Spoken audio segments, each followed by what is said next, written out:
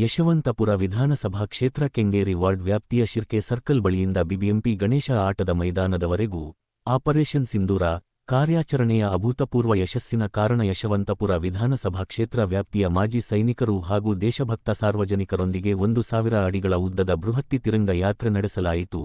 ನಂತರ ಗಣೇಶ ಆಟದ ಮೈದಾನದಲ್ಲಿ ಯುದ್ಧದಲ್ಲಿ ವೀರ ಮರಣ ಹೊಂದ ಸೈನಿಕರಿಗೆ ಶ್ರದ್ಧಾಂಜಲಿ ಅರ್ಪಿಸಿ ದೇಶಭಕ್ತಿ ಗೀತೆಗಳೊಂದಿಗೆ ನಿವೃತ್ತ ಯೋಧರನ್ನು ಗೌರವಿಸಿ ಸನ್ಮಾನಿಸಲಾಯಿತು. ವಿಶೇಷವಾಗಿ ಯಶವಂತಪುರ ವಿಧಾನಸಭಾ ಕ್ಷೇತ್ರ ವ್ಯಾಪ್ತಿಯ ಅಗರ ಗ್ರಾಮ ಪಂಚಾಯಿತಿಯಿಂದ 5.00 ಲಕ್ಷ ರೂಪಾಯಿ ಹಾಗೂ ಕುಂಬಳಗೋಡು ಗ್ರಾಮ ಪಂಚಾಯಿತಿ 10 ರೂಪಾಯಿ ಮತ್ತು 0 ಪೈಸಾ ಲಕ್ಷ ಮತ್ತು ಬಂಡೆಮಠದ ನಿವಾಸಿ ಲಕ್ಷ್ಮೀ ಪ್ರಭುರಾಜ್ರವರುಗಳಿಂದ ನಿವೃತ್ತ ಸೈನಿಕರು ಮತ್ತು ಪುನರ್ವಸತಿ ಇಲಾಖೆ ಕರ್ನಾಟಕ ಸರ್ಕಾರಕ್ಕೆ ದೇಣಿಗೆ ಅರ್ಪಿಸಿದರು. ಕಾರ್ಯಕ್ರಮದಲ್ಲಿ ಯಶವಂತಪುರ ವಿಧಾನಸಭಾ ಕ್ಷೇತ್ರ ಜನಪ್ರಿಯ ಶಾಸಕರಾದ ಎಸ್ಟಿ ಸೋಮಶೇಖರ್ ಗೌಡ್ರು, ಎಲ್ಲಾ ನಿವೃತ್ತ ಸೈನಿಕರಿಗೂ, ಕಾರ್ಯಕರ್ತರು, ಸಾರ್ವಜನಿಕರು ಸೇರಿ ಕಾರ್ಯಕ್ರಮ ಯಶಸ್ವಿಯಾಗಿ ನಡೆಯಿತು.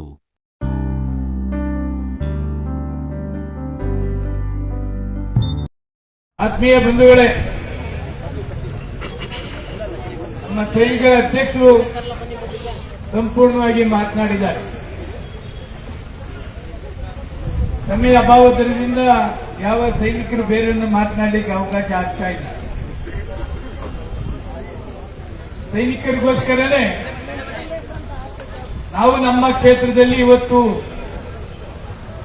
ಮೆರವಣಿಗೆ ಮಾಡುವ ಮುಖಾಂತರ ಯೋಧರಿಗೆ ಅಭಿನಂದನೆ ಹೇಳಬೇಕು, ಅಭಿನಂದನೆ ಹೇಳಿಸಿ ಮಾತಾಡಬೇಕು ಸೈನಿಕರಲ್ಲಿ ಅಂತೇಳಿ ಇವತ್ತಲ್ಲಿಂದ 2 ಕಿಲೋಮೀಟರ್ ನಾವು ಪಾದಯಾತ್ರೆ ಮುಖಾಂತರ ಮಾಡ್ಕೊಂಡು ಬಂದಿದ್ದೇವೆ.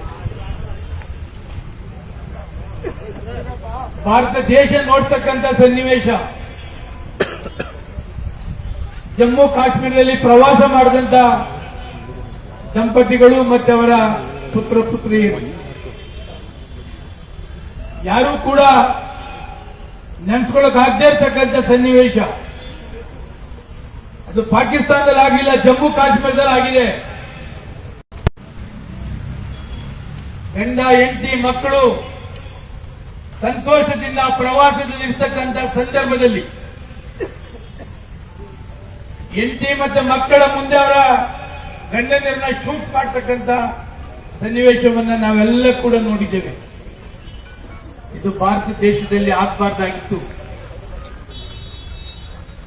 ನಾನು ಹಲವಾರು ಬಾರಿ ಜಮ್ಮು ಕಾಶ್ಮೀರ ನೋಡಿದ್ದೇನೆ.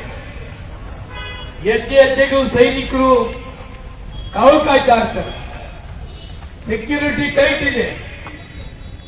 ಅಷ್ಟಿದ್ರು ಪ್ರವಾಸದಲ್ಲಿರ್ತಕ್ಕಂಥ ದಂಪತಿಗಳ ಅವರ ಶಾಪಕ್ಕೆ ವೀರಾವೇಶದಿಂದ ಭಾಷಣವನ್ನ ಮಾಡಿದ್ರು.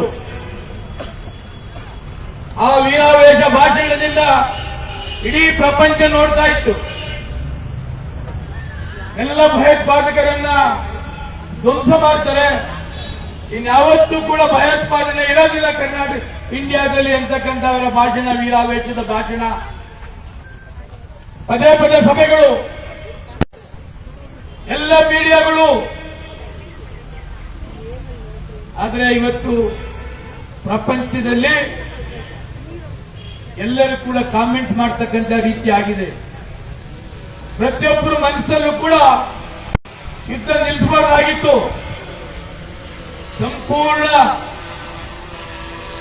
ಯಾರೆಲ್ಲ ನಮ್ಮ ಕರ್ನಾಟಕ ಇರ್ಬೋದು, ಬೇರೆ ಬೇರೆ ಪ್ರಪಂಚದಲ್ಲಿ ಸಾವನ್ನಪ್ಪಿದ್ದಾರೆ, ಅವರೆಲ್ಲರಿಗೂ ಗೌರವ ತರ್ತಕ್ಕಂಥ ಕೆಲಸವನ್ನ ಕಂಪ್ಲೀಟ್ ಧ್ವಂಸ ಮಾಡ್ತಕ್ಕಂಥ ರೀತಿಯಲ್ಲಿ ಮಾಡಿದ್ರೆ ಅವರ ಆತ್ಮಕ್ಕೆ ಶಾಂತಿ ಸಿಗ್ತಾ ಇತ್ತು.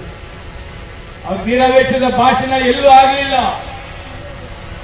ಅಮೆರಿಕ ಯಾರು ನಮ್ಮ ಭಾರತ ದೇಶಕ್ಕೆ, ಭಾರತ ದೇಶದ ಸೈನಿಕರು ಇಡೀ ವರ್ಲ್ಡ್ ಅಲ್ಲಿ ಎಲ್ಲಿ ಈ ತರ ಸೈನಿಕರು ಎಲ್ಲಿ ಕೂಡ ಸಿಕ್ಕದಿಲ್ಲ. ನಮ್ಮ ದೇಶದ ಸೈನಿಕರನ್ನ ಹೆಮ್ಮೆ ಪಡ್ತಕ್ಕಂಥ ನಾವೆಲ್ಲ ಕೂಡ ಪಡೆದಿದ್ದೇವೆ. ಅಷ್ಟು ವೀರಾವೇಶ ರೋಷ ಇರ್ತಕ್ಕಂಥ ನಮ್ಮ ಸೈನಿಕರಿಗೆ ತಾವೆಲ್ಲ ಸಭೆ ಮಾಡಿ ಹೇಳಿದ್ರಿ, ಸೈನಿಕರಿಗೆ ಫ್ರೀ ಬಿಟ್ಟಿದ್ದೀವಿ. ಎಲ್ಲಿ ಫ್ರೀ ಬಿಟ್ಟಿದ್ದೀರಿ ಸ್ವಾಮಿ? 10 ಸಾಲ ಇವತ್ತು ಭಾರತ ದೇಶ ಒಂದೇ ಒಗ್ಗಟ್ಟಿಂದ, ಇಡೀ ಇಂಡಿಯಾ ದೇಶನೇ ಒಗ್ಗಟ್ಟಿಂದ ಸಪೋರ್ಟ್ ಮಾಡ್ತು. ಯಾಕೆ ಸಪೋರ್ಟ್ ಮಾಡಿದ್ರು? ಭಯೋತ್ಪಾದನೆ ಹೋಗ್ಬೇಕು. ಎಲ್ಲರೂ ಭಾರತ ದೇಶದಲ್ಲಿ ನೋಡ್ತಾ ಇದ್ದಾರೆ. ಅವರ ಫ್ಯಾಮಿಲಿ ಜೊತೆ ಹೋದಂತ ಸಂದರ್ಭದಲ್ಲಿ ಗಂಡಂದಿರನ್ನ ಕಳ್ಕೊಂಡು ಅವ್ರು ಹೇಳ್ತಾ ಇರ್ತಕ್ಕಂಥ ಸನ್ನಿವೇಶ, ಈ ಯುದ್ಧ ನಿಲ್ಲಿಸಿದಾಗ ಅವರ ಕಣ್ಣೀರು ನಿಮಗೆ ಕಾಣಿಸ್ಲಿಲ್ವಾ? ಅವರ ನೋವು ನಿಮಗೆ ಅರ್ಥವಾಗಲಿಲ್ವಾ?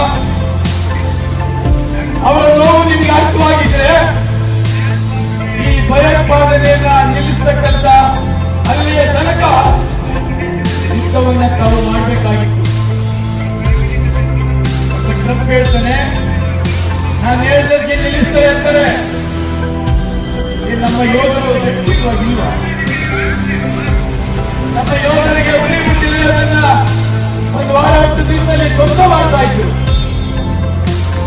ಇವತ್ತು ಭಾರತ ದೇಶ ಎಲ್ಲರೂ ಕೂಡ ಸೈನಿಕರನ್ನ ಹೆಮ್ಮೆ ಪಡತಕ್ಕಂಥ ಅಭಿನಂದನೆಯನ್ನ ಹೇಳ್ತಾ ಇರ್ತಕ್ಕಂಥ ಸಂದರ್ಭದಲ್ಲಿ ಇದು